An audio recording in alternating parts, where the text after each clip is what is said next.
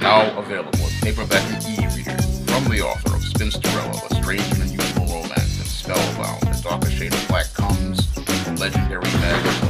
And get the conclusion to the Spinsterella trilogy in paperback and e-readers at online booksellers today. I took a moment to watch the Avengers Infinity War teaser trailer at the library yesterday, and I wasn't impressed. And when I look at this Avengers Infinity War teaser trailer, I felt nothing but indifference. And that was the first time I ever felt indifference as related to a Marvel Studios film. Now, the Black Panther teaser trailer was weak by itself, but this one was even weaker than the Black Panther teaser trailer. This teaser trailer did not show me anything to grab me or anything to get me interested. All it had was Marvel Comics characters on the screen, but I didn't really see anything as related to a really compelling story.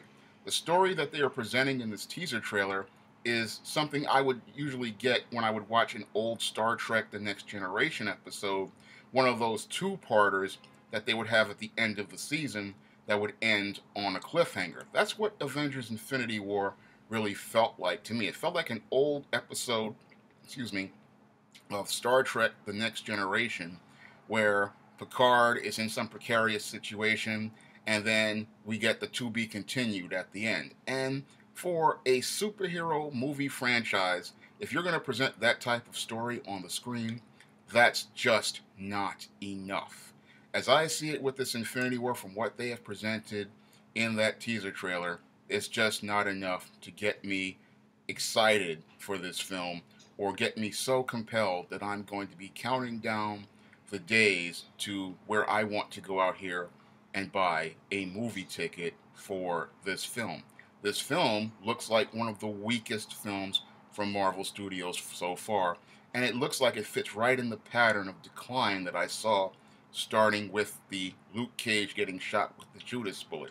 It seems like Punisher was the exception to the rule, and all the decline state is still continuing to go on, because when I looked at The Punisher from Netflix, that felt like something that was up to the bar of Marvel Studios. That felt like a comic book come to life.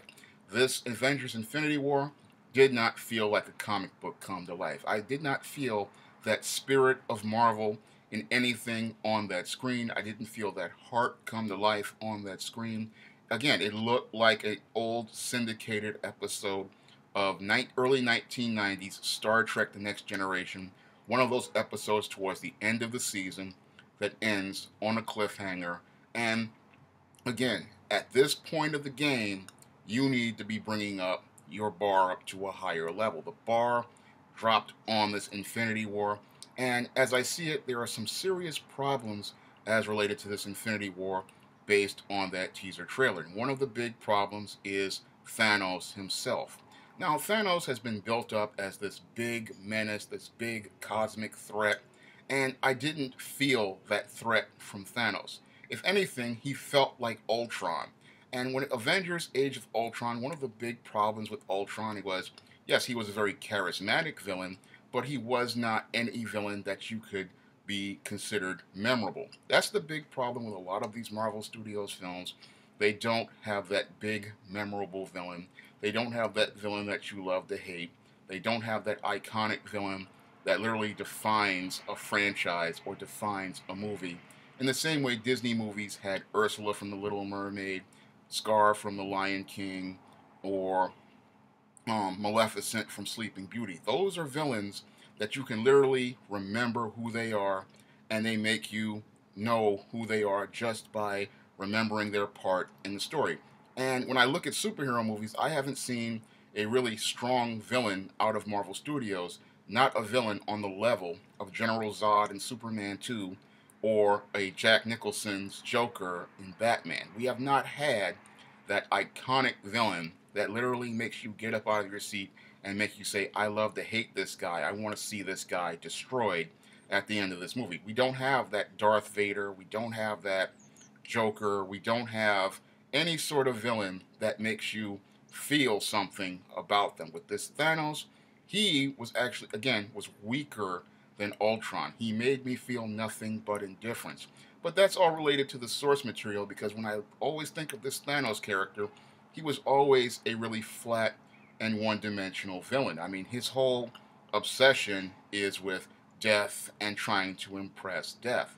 And that makes me always think about him as Marvel Comics' version of Elliot Rodger, because as I was reading Elliot Rodger's manifesto and then I took a look at the Infinity Gauntlet, it was literally the exact same thing. And this is why I say that the Thanos character was really a flat and one-dimensional character. He's just not strong enough. I mean, for comic fans, they think he's the ultimate bad guy, but he doesn't really come across as really a compelling villain. This is the big problem with a lot of these Marvel Studios movies. They just haven't had that super heel that makes you love to hate him, that guy who dominates the screen. Because I look at the teaser trailer and I didn't see a character that dominated the screen. Excuse me. I didn't see that strong villain that the heroes had to take down. I didn't see a reason to care. I just saw a lot of stuff happening, but I didn't see that reason to care. And this is the big problem with Infinity War as related to making me feel indifferent. I saw a lot of stuff going on, but I saw no real reason to come in and care. If you're a comic fan, you saw things that were related to comic books that you saw back in the day, but I didn't see anything that would make you look at this film from a cinematic perspective and say to yourself, I've got to see this movie. I'd have to say Captain America Civil War and Captain America the Winter Soldier had stronger teaser trailers and stronger trailers overall, and that they were a lot stronger as films than this film. This film looks really weak, and it looks really like it looks like it's going to be in some serious trouble. It's reminding me a lot of the problems that Justice League had, and one of the big problems Justice League had was that they tried to tell us everything and they didn't really show us anything. With Infinity War, I see the same problem with this Thanos, that you're trying to tell me about this Thanos, but you're not showing me anything that makes me see this guy as some sort of credible threat that I need to care about. If anything, he's a character, again, who is very weak, and I say, again, weaker than Ultron, weaker than Loki, definitely, and just not up to par. And this is the big, again, one of the Achilles heels as relates to Marvel Studios is that they have never been able to craft that villain, that super heel, that bad guy among all bad guys that just resonates with you and stays with you in the same way that guys like General Zod stayed with you if you watch Superman 2, or Ursula stayed with you in Little Mermaid, or Maleficent stayed with you with Sleeping Beauty, or the way that Jack Nicholson's Joker literally defined the Joker for a generation, and Heath Ledger defined the Joker for this generation. Because when you have a strong villain, the strong villain drives the story, and the strong villain drives the conflict. And this is something as related to story. If you're a writer, you know that stories are driven by the bad guy and the bad guy's mission. If the bad guy isn't strong enough, and his reasons for doing things don't really stick with the viewer or the reader, what happens is you're going to lose the audience. And what they're going to do is they're going to become indifferent instead of being drawn into the story and drawn into why I should care about this bad guy. This is, again, the big Achilles heel for Marvel Studios. They make us like the heroes, but they don't find a way to make us like the villains. And in a good story, you need to make me like the villain just as much as I like the hero, and you have to create identifiable traits as it relates to the villain, as it relates to the hero. But the big problem with Thanos is that he is Marvel's version of Elliot Rodger, and it's hard to like a guy like that who's expressing all of these beta male characteristics and these beta male character traits, and it's hard to really relate to him. I remember reading Infinity Gauntlet, where I bought the trade paperback over 25 years ago, and he never came across to me as any sort of villain that I needed to take seriously. Now, Doctor Doom, he came across as a guy I needed to take seriously. Red Skull came across as a guy you needed to take seriously. Loki came across as a guy you needed to take seriously. But Thanos, he never really came across as a guy I needed to take seriously. And he's really one of the weak points as it relates to this film. The other weak point as it relates to this film is the really bleak and dark tone. And that's something that I see is going to be a real weak point for this movie. Now, a lot of comic fans know that Infinity Gauntlet is a very dark story, But a lot of the casual viewers, they're going to walk into this, I believe, and they're going to be deeply disappointed by everything that they see on screen because they're not, used to this, seeing this type of story.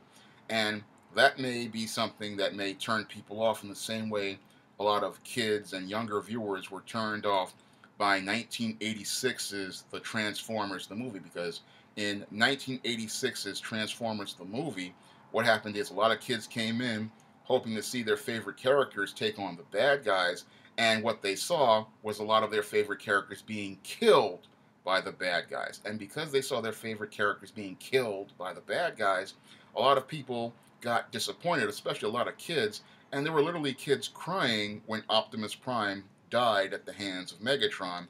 And what happened was, on the opening weekend, the movie died due to bad word of mouth. And I fear that happening to Avengers Infinity War, because a lot of people have formed relationships with these characters over the last 10 years.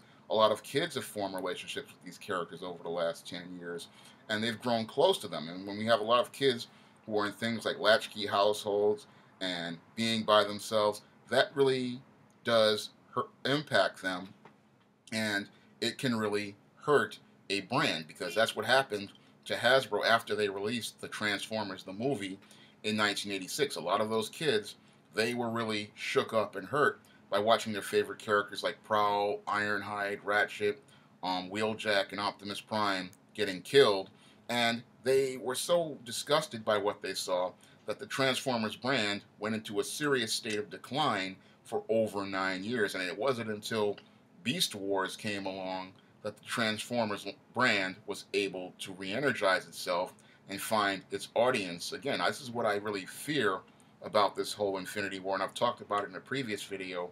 And it seems like Kevin Feige seems like he wants to go in this direction, but I don't think this is a good direction he should have gone. I think he should have ended the Marvel Cinematic Universe on an up note, but he's going to end it a little bit on a down note with a lot of deaths and stuff. And I fear that he may do so much damage to the Marvel brand, it may not be funny. And when you have a film that opens up like a 2-part episode of Star Trek The Next Generation with a cliffhanger, I don't think that's a strong thing to go on. And if the film is starting to make you feel indifferent from the trailer, that's setting up for something that may not be pretty for Disney's box office as relates to this film. Because when you have a film, you want people to come in excited. You want people to come in looking forward to seeing it. And if you're coming in with a really bleak and dark film that's really depressing, that's not really going to get people to come in after they've seen all these Marvel characters in these fun and fantastic adventures. Then you're going to try to shift it up and go dark like Hasbro did with the Transformers the movie. And I see this type of disaster coming for Marvel Studios if this film doesn't really have that impact. If it's making me, a longtime comic fan, feel indifferent, I have to wonder what it's going to make other people feel. Because when you watch a trailer, again, it's supposed to get you excited for the movie. It's supposed to get you interested in watching the movie. And if the teaser trailer isn't getting you compelled to watch, then there's a serious problem. And I see a serious problem as related to this Avengers Infinity War trailer, and I see a lot of serious problems as related to this film, because again, I don't see that villain that really makes you want to care about watching the heroes defeat them once and for all. If you'd like to see me make more videos like this, you can donate to my Patreon by clicking the link in the description box. And if you'd like to try some of my SJS Direct publications, you may do so by clicking the link to Amazon.com. That's all I have to say for this video. You can comment, rate, and subscribe.